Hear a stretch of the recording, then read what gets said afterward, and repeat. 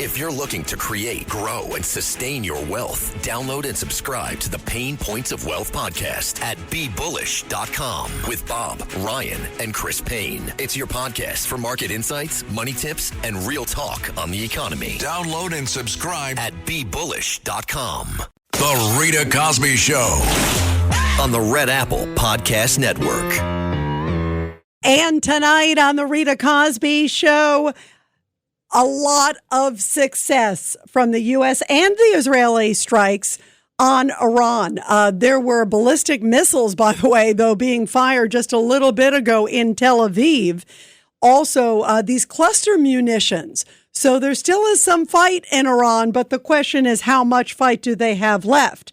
We're hearing from officials on the U.S. side that they believe that the Iranians have been so degraded, especially on their ballistic missiles, which are a big threat still, that it's been degraded to about 10% of capacity of what they started with. That's a big difference from 100% of what they had to 10%. And in the last few hours, the U.S. saying that they have hit 5,000 different strikes, different targets. That is enormous. And 51 ships, including anywhere from 10 to 15. There are reports that as many as 16 different sort of mine ships that would drop the mines in the Strait of Hormuz. These were inactive, but the U.S. clearly sending a message, we're going to go after you, so don't even think about dropping mines in the Strait of Hormuz and disrupting the oil markets, even more than they already have. And in the last little bit, the president of Iran speaking out, putting threats out to President Trump. These guys really are kind of like Baghdad Bob, but they are Baghdad Bobish. And the president there, Laranjani of Iran, saying that you should be sure you are not eliminated yourself, putting out threats to President Trump. Wow, wow, wow. Well, earlier today, Caroline Leavitt, the great White House press secretary, had this to say about campaign epic fury. Take a listen. As President Trump shared with the American people last night, the United States military is making tremendous strides towards achieving our military objectives for Operation Epic Fury. 10 days in, this campaign has been a resounding success thus far, and America's warriors are winning this important fight at an even faster pace than we anticipated. More than 5,000 enemy targets have been struck so far. Iran's ballistic missile attacks are down more than 90%, and their drone attacks are down by approximately 85% since the start of Operation Epic Fury. The United States is also annihilating the Iranian regime's navy, and we have destroyed more than 50 Iranian naval vessels, including a major drone carrier ship. None of the regime's vessels are operating in major regional waterways, and the Iranian Navy has been assessed as combat ineffective.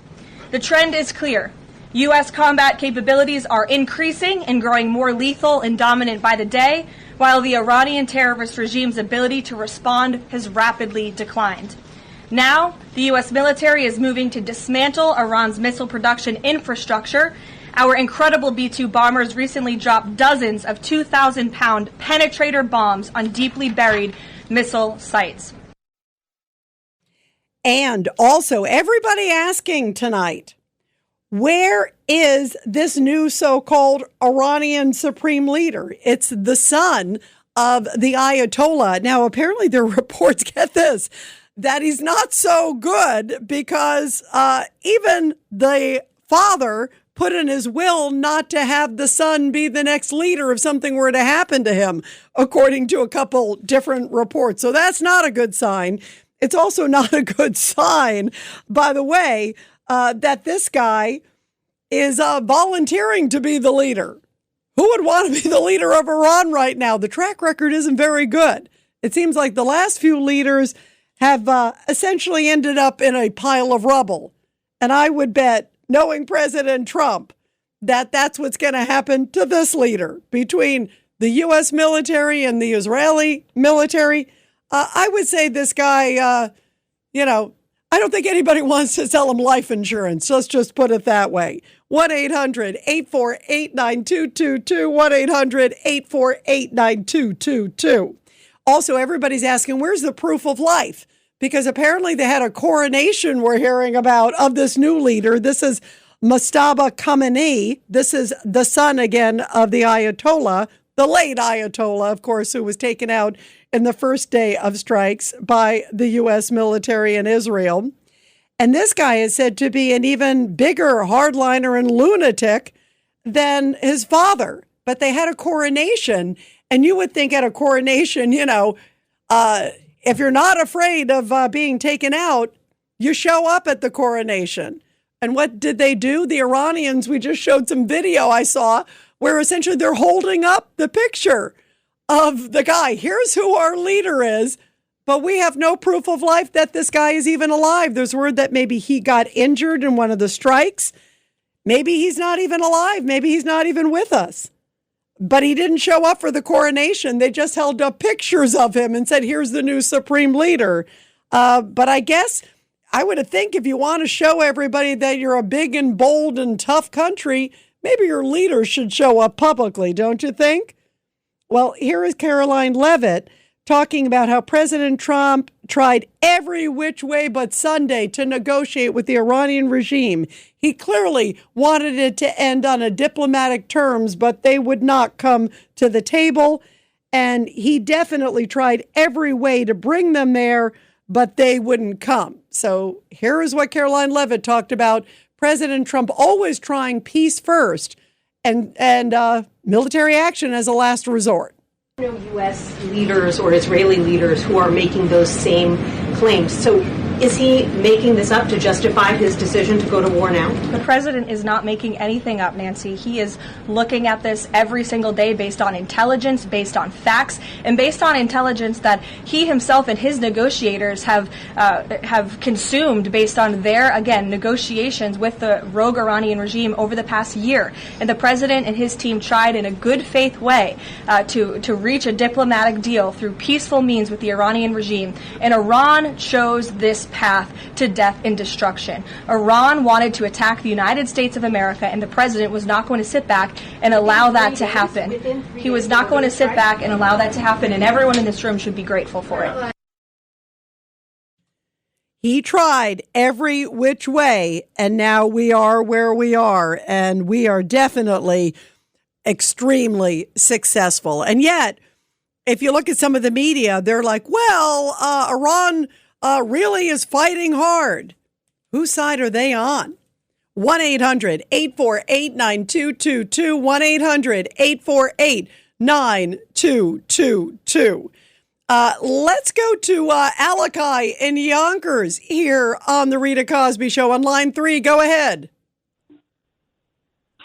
Oh, hi, Rita. It's Al from Yonkers. Oh, hey, Al. Sorry, they put Alakai. You know what it is? I guess he's hearing all these Iranian terms. So I guess he gave you the Iranian name. So that's why, Al. Go ahead. Al, well, we love you. Go ahead, Al. Thank you, Rita. I appreciate it. Just in regards to the personal threats, you never like to hear that, like the president, threatening for years to come that they're going to remember this and that. But it's always a concern, I'm sure. But the President Trump is always going to do what's right for the people. But these fanatics, they do have a history. We can't forget what they did in 1981 with Anwar Sadat in a reviewing stand after he made peace with the Camp David Accords with Jimmy Carter and Menachem Begin. So, by the way, that's a great example. And Al, also, Soleimani. Remember, this president took out Soleimani in the first term. And that, that's why I will say, and you are so spot on the history, Al, too. But there's also a message of courage. And think about, right. And that's why I admire President Trump saying, this is going to be much more difficult for him and obviously his family and his cabinet and everybody, because there are still threats against other, not just the president, but other U.S. officials. It's come out publicly, so I'm not speaking out of school, but publicly there have been other threats against other U.S. officials after that Soleimani strike because it was so detrimental to the Iranian regime. It was so effective. And and yet he did it because he knew it was the right thing to do.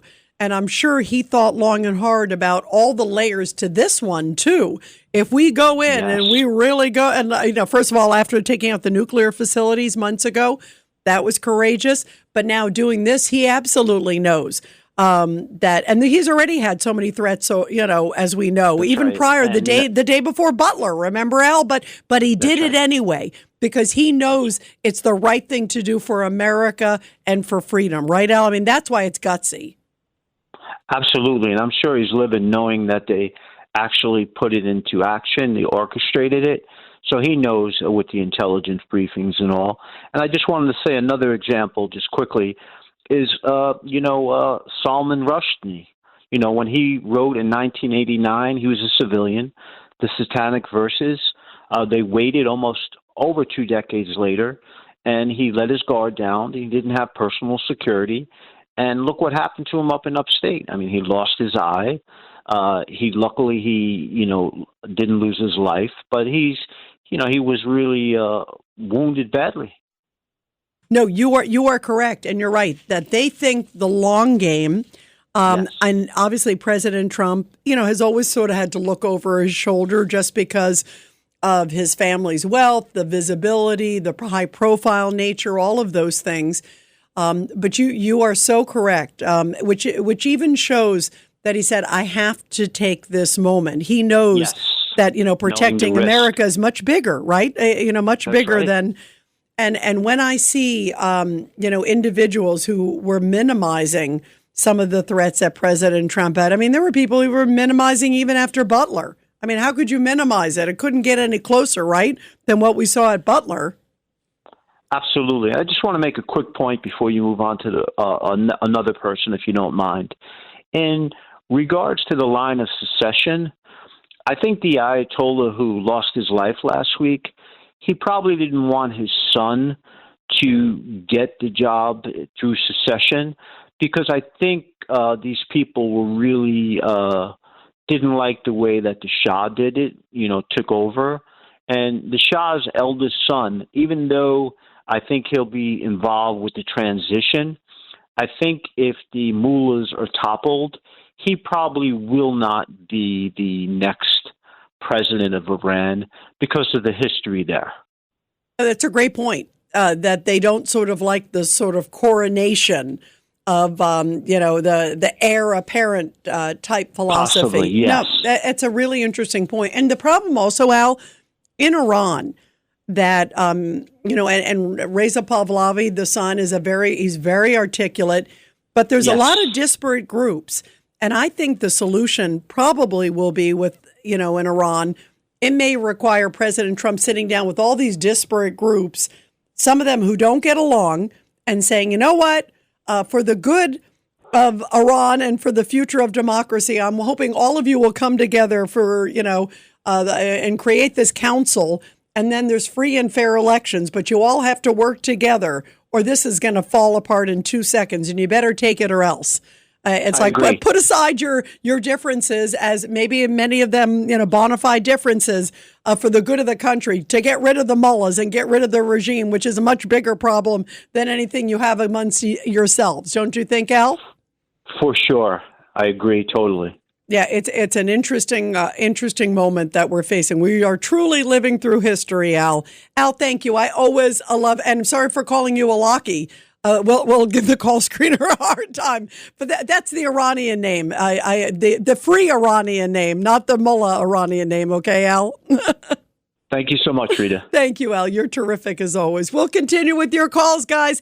After the break, you're listening to The Rita Cosby Show on another busy news night. 1-800-848-9222. And by the way, we're also going to be talking to Dr. Sky. He's going to be joining us in about 15 minutes or so. I can't wait. There is a huge satellite that is breaking up. So it's sort of space garbage, debris that could be coming down. That has got to be very, very dangerous. And he's going to give us the update on that. That and much more. And Mamdani hosting Mahmoud Khalil. You can't make it up. Mahmoud Khalil, who led all those pro-Hamas protests on college campuses and inspired thousands. Well, who's hanging out with the mayor? Mahmoud Khalil and more. That after the break. The Rita Cosby Show on the Red Apple Podcast Network. At Manhattan University, a graduate degree is not out of reach. You'll gain real-world skills, credentials employers value, and connections to New York City's top companies. Choose from their new Master of Science degrees in healthcare informatics, digital marketing and analytics, business analytics, or financial analytics, all built around hands-on learning and industry partnerships. Graduate ready to lead, not just work. Take the next step at manhattan.edu/graduate. Manhattan University. Lead the future. It's tax season, and at LifeLock, we know you're tired of numbers. But here's a big one you need to hear. Billions. That's the amount of money in refunds the IRS has flagged for possible identity fraud.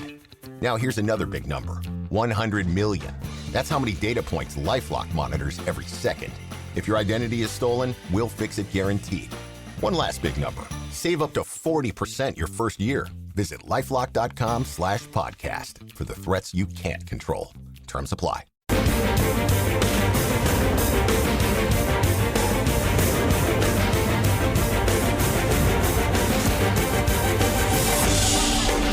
It's the Rita Cosby Show. And later on in the show, guess what? The parents of one of these bombers, remember, who had put those devices, as we know, through them at Gracie Mansion, but at the protesters there. Well, the parents of one of them apparently feared he killed himself. So you have to wonder, why were they thinking that?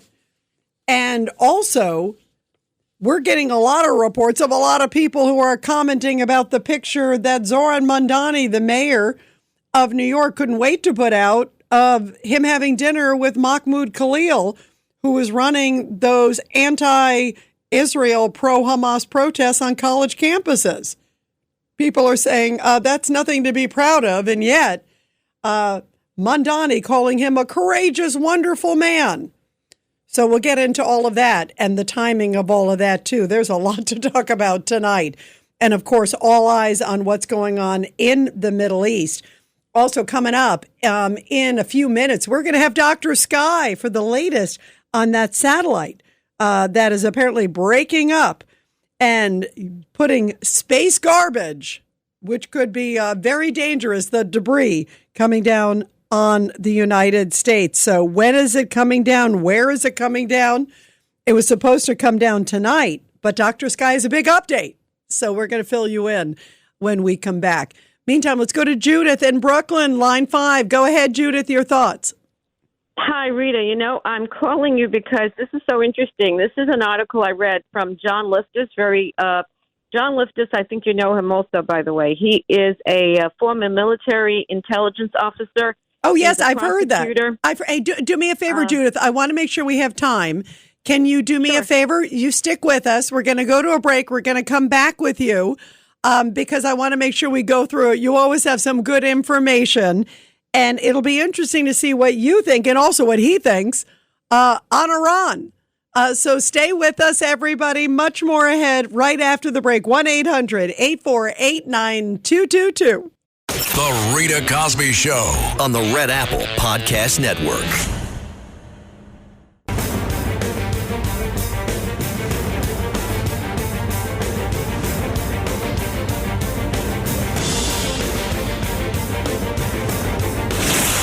Rita Cosby is on. The Rita Cosby Show presents Back the Blue. And this Back the Blue segment here on the Rita Cosby Show coming from Waco, Texas, where a county detective rescued a woman from a submerged vehicle in the Brazos River. The detective was driving along the river when he suddenly spotted a large splash in the water about 20 to 25 yards away from him. He stopped his vehicle just to get a better look. He said, I was questioning what I saw to make sure, and then I saw a person inside a vehicle shaking frantically in distress, like, get me out of here. So he immediately ran over. He jumped into the river, swam out to the car, tried to open the doors while signaling to the woman inside. He said, I was tapping on the window to let her know I'm here, trying to open the door, but it wasn't opening. And then the vehicle started to go down. I just felt defeated. I felt like I lost her. Then incredibly, the woman resurfaced a bit out of the water. Turns out that a log helped to bring her to shore. Incredibly. So then he ran out to her, then started swimming again in the water, and he was able to pull her to shore. She was at that point absolutely exhausted. I got the log. I got her. We were able to pull her to shore. Then I was able to call 911, and immediately she was transported, and very thankful to be alive. She was in critical condition, but is expected to make a full recovery, and thankful that that detective was there at the right place at the right time. And some interesting news coming in. This from Canada. Here's some breaking news. Breaking news. Well, Doug Ford, who is one of the premiers there in Canada, putting out word just a little bit ago on some breaking news, because, of course, earlier today there were reports about shots fired at a U.S. consulate in Toronto. And Doug Ford, who just put out a statement, and I want to read it, it says, the shooting that took place at the U.S. consulate early this morning is absolutely unacceptable. It's an act of violence and intimidation aimed at our American friends and neighbors. I am so glad to see that the Toronto police are investigating, and I expect that police at all levels will be cooperating and working fully, and will bring every resource to bear to find the people who did this. Very scary situation, because in this particular case, as the Premier of Ontario was talking about, it looked like two individuals drove up and opened fire on the U.S. consulate in Toronto. There's heightened security there now. Also around Jewish locations, they absolutely believe, obviously, that it is tied to everything that's happening in Iran and elsewhere.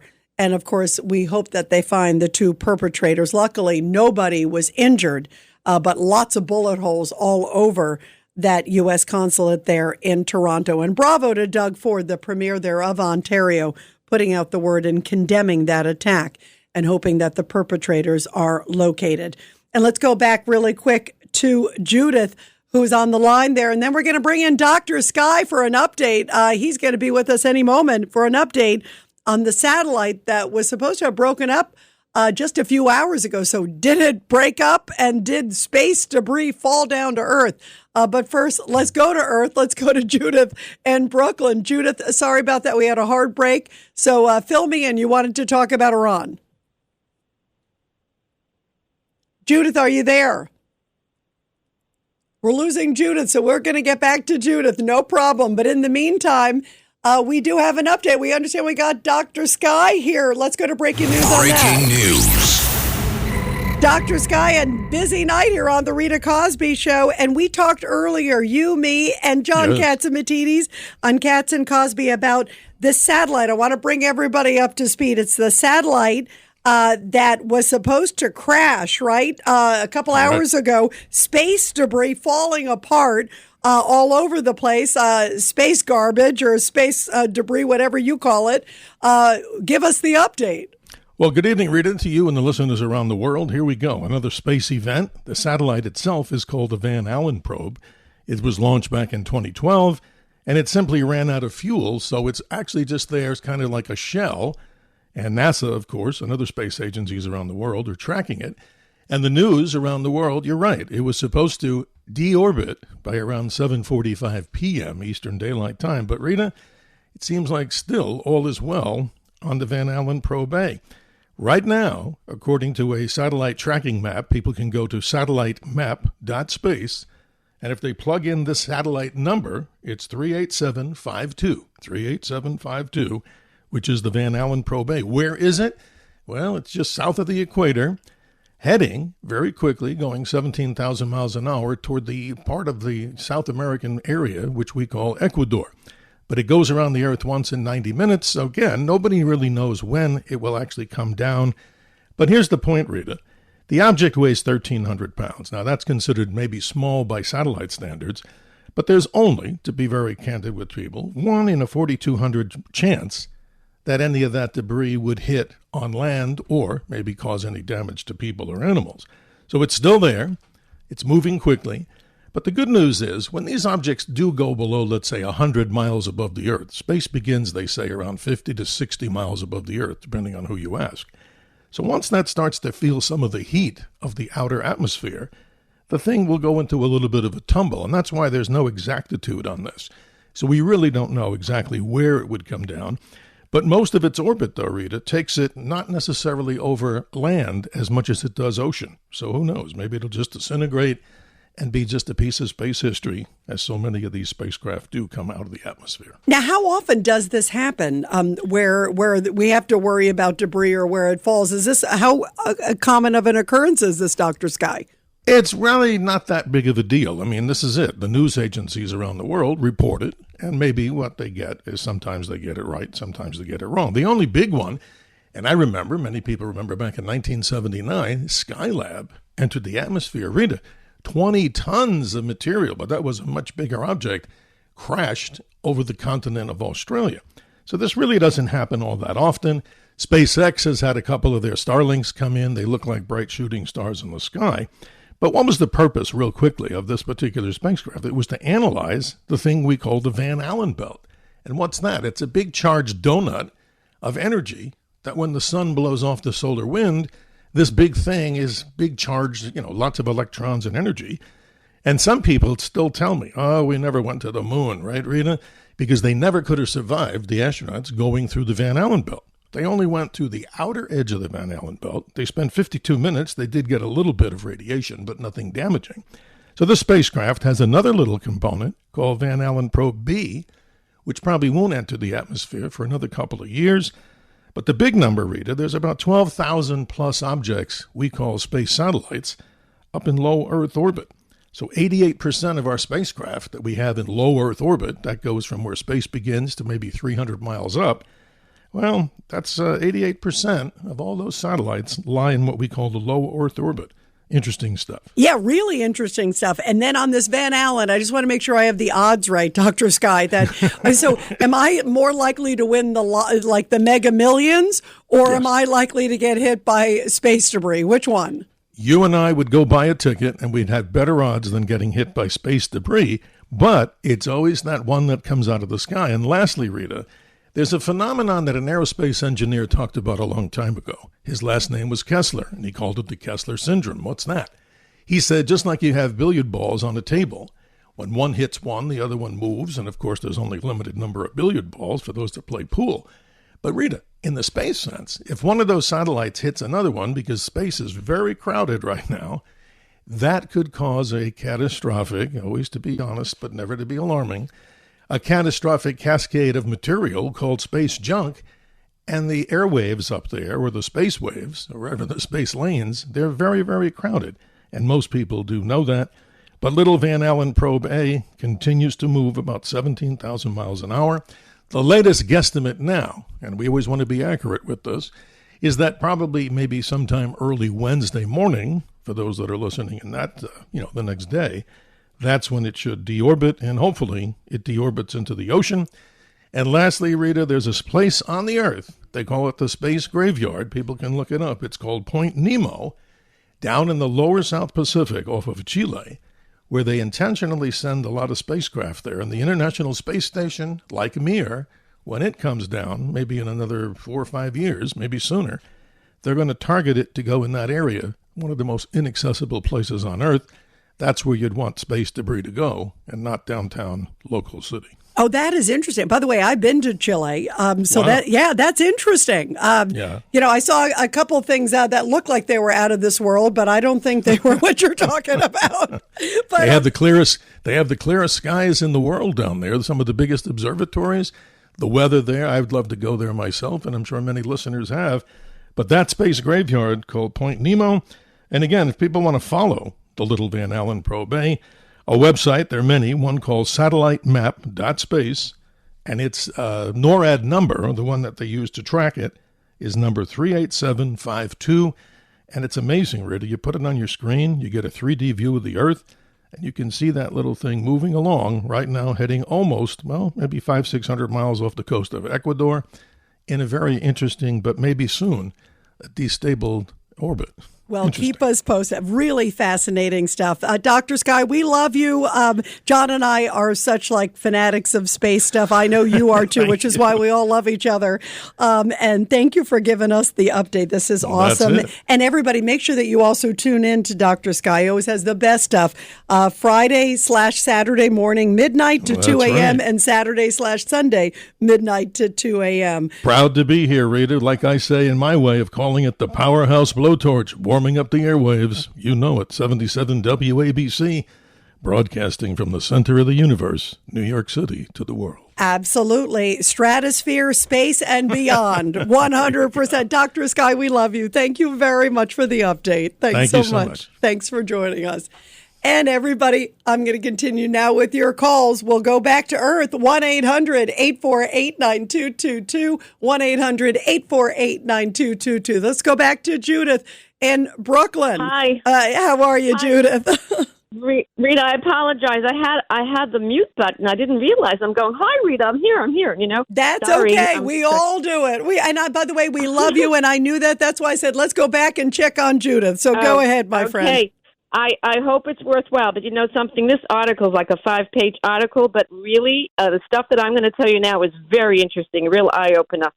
So first, you remember the president was, the helicopter, he died in the helicopter in Iran. The president of Iran, he died in the helicopter. So they have a new president. His name is Pezeshkian, or whatever. Pezeshkian, whatever. Kian. Okay. Yes, I know who you mean. Yes, Pezeshkian. Yes.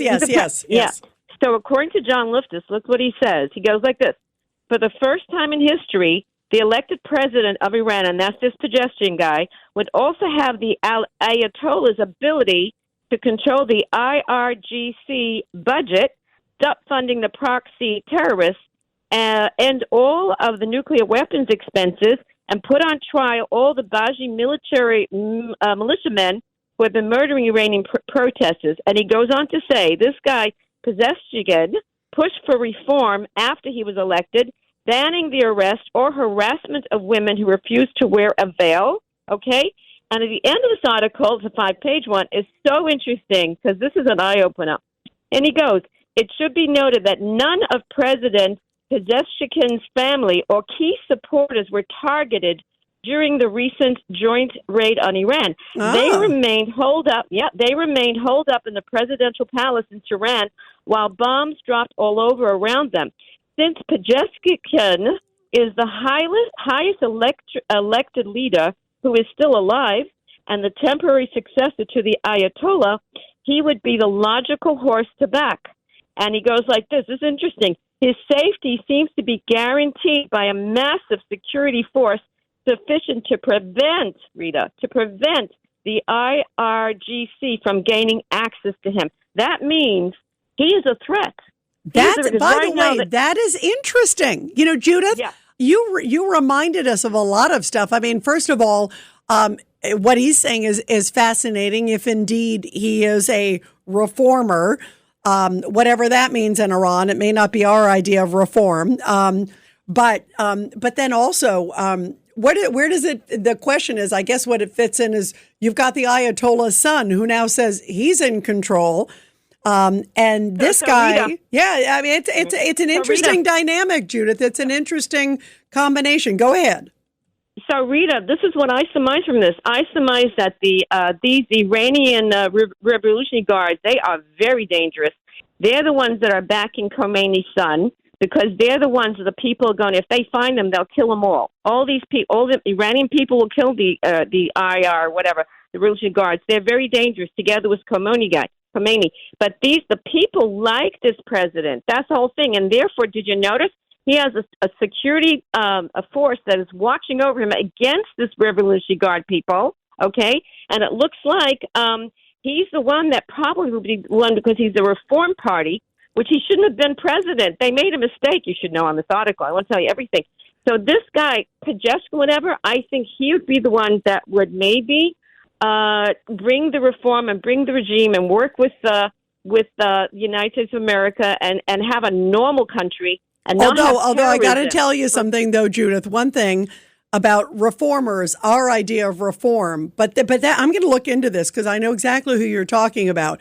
I had a meeting with somebody who was considered a reform leader there in Iran. This was many, many years ago, soon after 9/11. They said, oh, he's the more moderate. And he was telling me that he thought George Bush and bin Laden were the same, that they were both terrorists. So that's construed as moderate reform. So that may not be democratic enough in the world's view. But there could be something to this, to the sense that, who knows, maybe he's somebody who the U.S. has already been in touch with, seeing him as somebody who is reform-minded and maybe could be even more of a democratic leader. This is really interesting, Judith. I'm definitely going to take a look at it because I know exactly who you mean. And if indeed he is being well protected and if this is accurate, maybe there's hope for somebody within who would put the Iranian Revolutionary Guard in its place and also know all the secrets, too, because he certainly would, having been there. But also maybe a better guy than the other ones. Very fascinating. Judith, worth the wait. Thank you very much. 1-800-848-9222. And we'll continue after the break. The Rita Cosby Show on the Red Apple Podcast Network. Adobe Acrobat Studio, your new foundation. Use PDF spaces to generate a presentation. Grab your docs, your permits, your moves. AI levels up your pitch, gets it in a groove. Choose a template with your timeless cool. Come on now, let's flex those tools. Draft, design, deliver, make it sing. AI builds the deck so you can build that thing. Do that, do that, do that with Acrobat. Learn more at adobe.com/do-that-with-Acrobat.